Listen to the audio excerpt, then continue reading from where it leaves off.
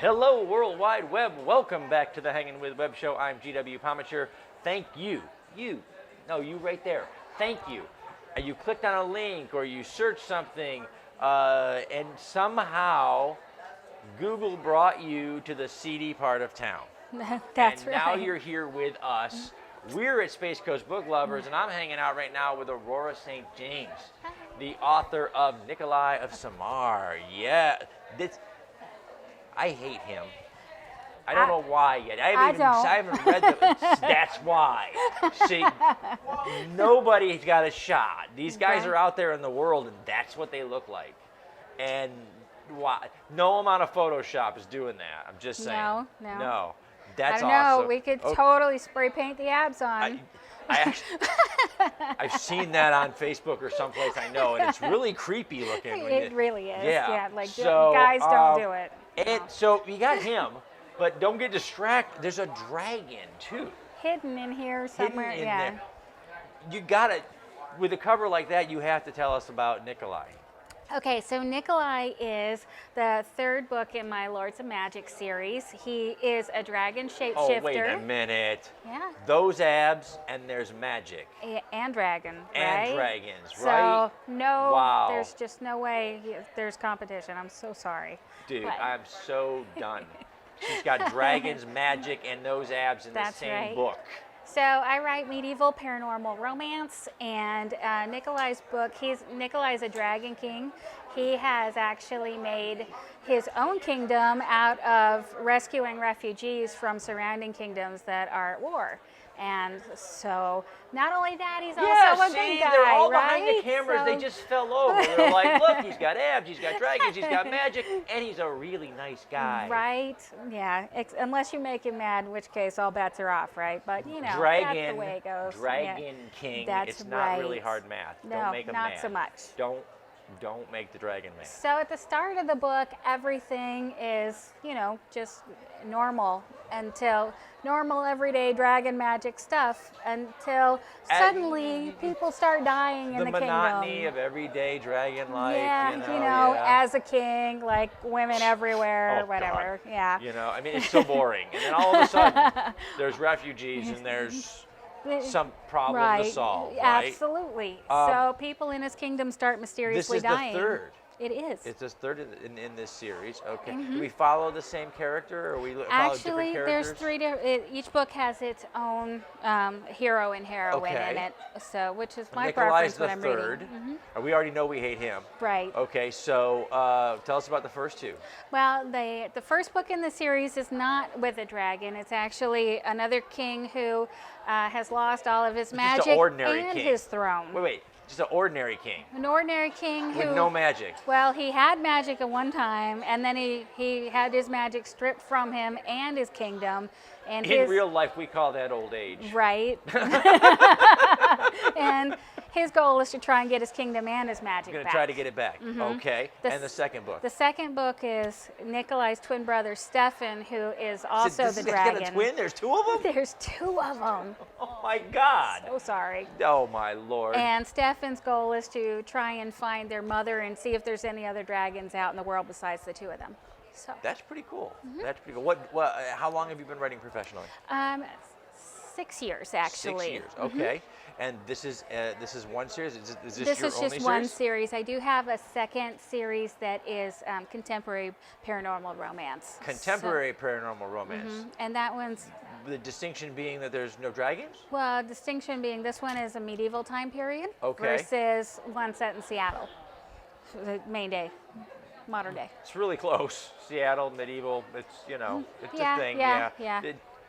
Seattle is medieval with Starbucks. Right. Yeah. Or Dunkin' Donuts or something. Where?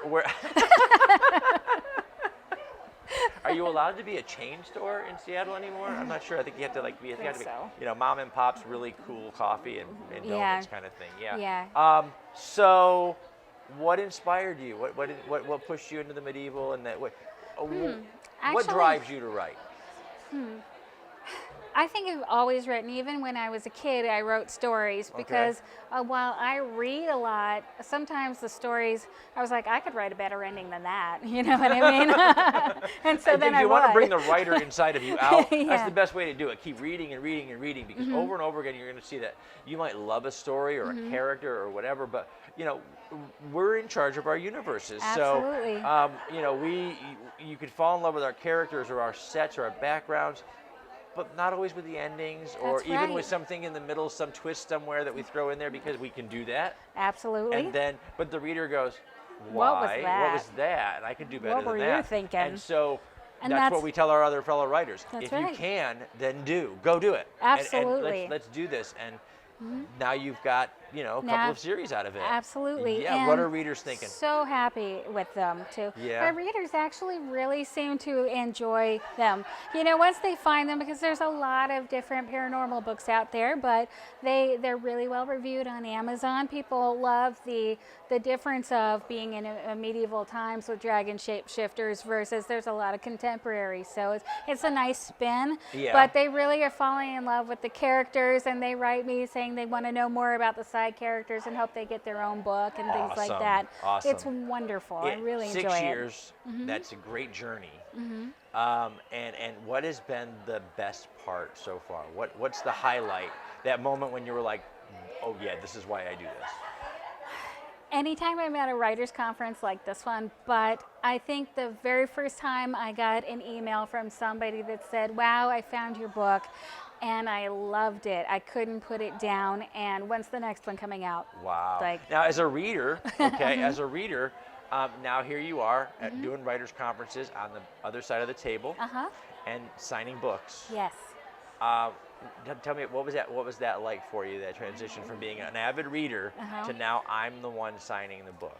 Very strange, a little surreal, and I was like, it's great. Remember those on the first one signatures hand. though, when you were signing the book, Yeah. and you were like, why do you want my signature? Right. Like, it's, you know. Yeah. It's like I'm a regular person, you know, and they're like, you know. It turns out, by the way, George Martin and Stephen King are regular people too. Right. They've And just been doing this so long that now it just seems like everybody, it seems like they should be behind the table. Absolutely. For us, it just feels like it's a wow. really weird thing. Yeah. It's almost like a split personality sometimes, you know what I mean? So, but I really love interacting with the people that are coming by, you know, my table. Just talking to them, like even if they don't read my kind of romance, that's okay. It's like, what do you like to read, and really engaging with them about that. You can make a connection with the people that come up to Absolutely. the table. Even, like you said, even if they're not reading your books, the fact that they're also avid readers, and you know, it's great.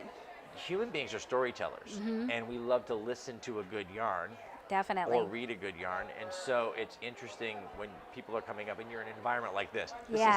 Everybody here loves books. Loves books, and there's no lack of things to talk about and things like this. Yeah, no. You've got fairies, dragons, vampires, werewolves, and then on the other side there's cowboys and steamy romances, and Right. there's no lack of Absolutely. If you ever wanted to know anything about anything ever, this is just where go to a book conference. signing somewhere. And they don't I love they don't categorize us at the smaller conferences. So it's not like all the noir guys over there, Right. all the mystery and the cowboys and whatever. It's like there's a werewolf guy sitting next to a cowboy guy sitting next to a Sam Spade guy, and it's and that's where the authors end up pulling all those other genres into their next book, you know, because they sat and they talked to somebody who writes something totally different than them. Have you ever been sitting there, getting ready to do that upload and going down the list of genres in your head and had a hard time going, what is this exactly? I don't know what this is.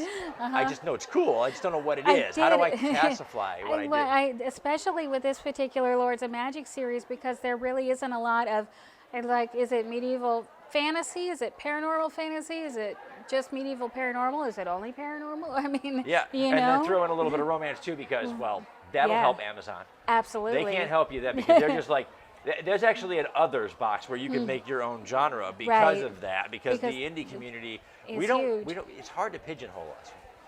Oh, you're a romance author, or you're a medieval. Right. No. I'm everything. That's I do it all. It's writer. in there. That's writer. That's the only definition. I like that. There you go, right? Okay, so speaking of writing, writing can be a long and tedious and very solitary Absolutely. pastime. So, writing rituals. Is this music playlist in the background, coffee on the table? What are we doing? Let's see, my current rituals are I always have a music playlist for each book, and then I also have playlists for different scenes. Like if I'm writing a fight, like a dragon fight scene or something, I have a certain music playlist that I play for fight scenes versus an overall playlist for the book series. The whole series, yeah. And usually I'm really inspired by music, and a lot of my books are inspired by music, and so I have each character at least has one theme song that I listen to, and actually I play it, but I don't hear it necessarily while I'm writing. It's just there. Yeah. And then I usually also have a candle going just for aesthetic purposes. And again, it's not something I'm aware of, but it's just all part of the ritual, you know. And then I have, right in front of my desk, I have an imagery board with all of my character images and places and things like that. Wow. I've pulled a lot of pictures from Pinterest and things like that, and just leave that up there as inspiration for the book and the series as a whole. So I've got the visual, I've got the audio, you know, I've got the the scents whole going. thing is going, yeah, right? and then you know what happens? Somebody knocks on the door and you're like, go away. that's right. I just got the candle lit and the music going and the board's happening here, and now you're what? Now dishes? No, that's not happening. No.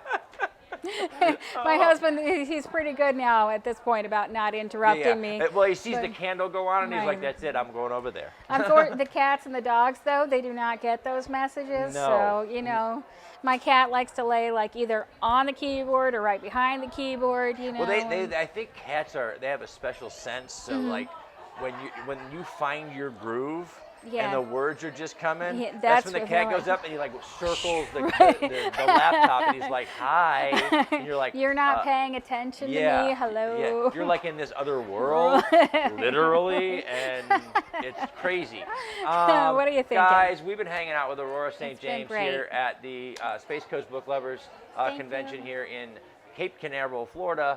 We've been talking about Nikolai of Samar, but we also the whole series we talked a little bit about. What's the name? What's the title of the series? It's called Lords of Magic. The Lords of Magic series. Check that out. We're going to make it easy for you. We're going to drop links down below so you can check it all out. We're going to say thank you to our partners and friends at Krypton Radio, Hearts Helping Others of Central Florida, Foxwood Wine Company, Embellish Effects, J. Bauer Art, the Cogler Emporium, Indie Originals Live, Space Coast Comics, and of course, Famous Faces and Funnies. Yes, I love that list gets longer and more awesome because all of these people are sharing these creative artists on the World Wide Web, and thank you so much for that. Thank you for watching. Thank you. Hit subscribe, watch again and again and again. And again. Watch this one again. You know That's why? right. Because you missed something. That's right. Aurora and I said something very important. You missed this. Him again. Oh my God. Thank you guys. Thank you guys so much. All right. Remember, stay tuned in and stay logged on and see who we're hanging with next. Thank you so much, Aurora. Thank you. It was Awesome. really That nice was to fun. meet you.